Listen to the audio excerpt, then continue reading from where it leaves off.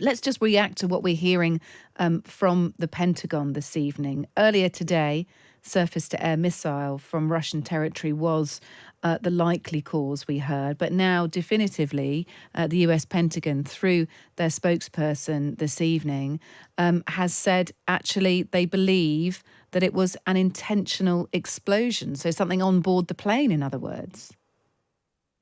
Yes, I noticed that. I mean, I think it's going to be some time, if at all, before we get to the bottom of what actually happened. And I don't think we can rely on any investigation by, the Russian Federation authorities to clarify the situation. The Anglo-Russian scholar Peter Pomerantsov a few years ago wrote a book with the title "Nothing is True and Everything is Possible." And I think that pretty much sums up the reality of Russia under Vladimir Putin. We've already seen some indications of disinformation, suggestions that the authors of Prigozhin's demise were in fact the Ukrainians, which I don't believe for a minute. That's been roundly denied, hasn't it, by President Zelensky today? Yeah, and this, I think, is going to be part of the classic Russian playbook, not to promote an alternative interpretation, but several different ones, such that it's impossible to come to any kind of definitive conclusion. But I think the fact that it's now, the Americans are now clear that this was not a surface-to-air missile is interesting. These things would have been fired by the military. And I think the military's relationship with Prigozhin is rather interesting and rather complicated. He was in some respects a creature of the Russian military intelligence service, the GRU. If this was an intentional explosion on Prigozhin's plane, that is something could have been the GRU, but I think more likely the internal civilian service, the FSB, whose relationships with the military historically have never been very, very good. And I think it's pretty clear what's happening, in the sense that this is Putin kind of cleaning up the mess, if you like.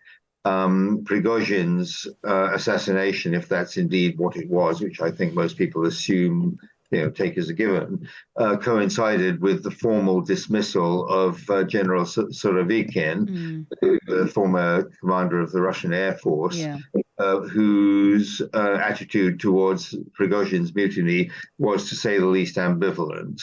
So it looks to me as if Putin has ordered an investigation: who's been disloyal, who's been associated with the Prigozhin mutiny. Let's do some cleaning up. Yeah, and interestingly, also on that passenger list for the plane, Prigozhin's right-hand man, one of the founders of the Wagner Group, Dmitry Utkin, a former military intelligence person. So he's a military intelligence veteran. So him with his connections as well. Tell us what's happening from a UK intelligence point of view then, Nigel. What will be happening? Just take us behind the scenes, if you can, as to what you imagine might be going on.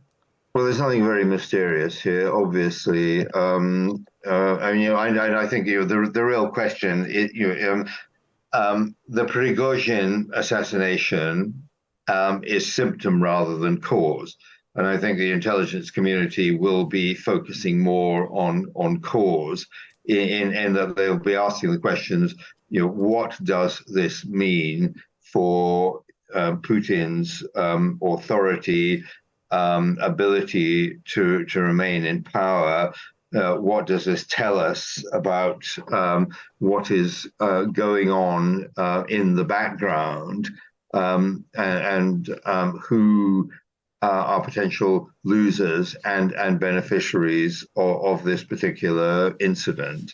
I think it's going to be more about that than the precise circumstances of Prigozhin's death, which in a sense are neither here nor there. The question is, what is going to be the fallout from this? And I think that that is going to be the focus of British, US, and pretty much every other competent Western intelligence agency.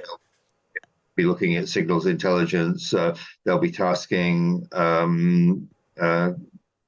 clandestine agents, doing everything else they can to come to some sensible conclusions about that.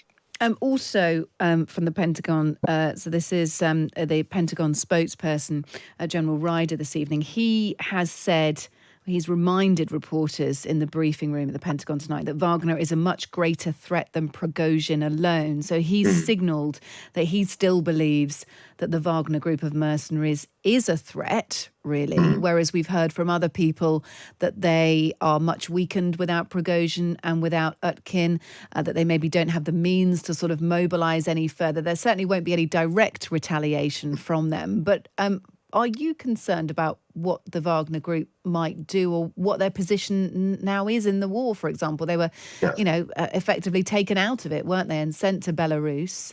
Yes. They gave a video response to the suspected death of Prigozhin in the middle of the night.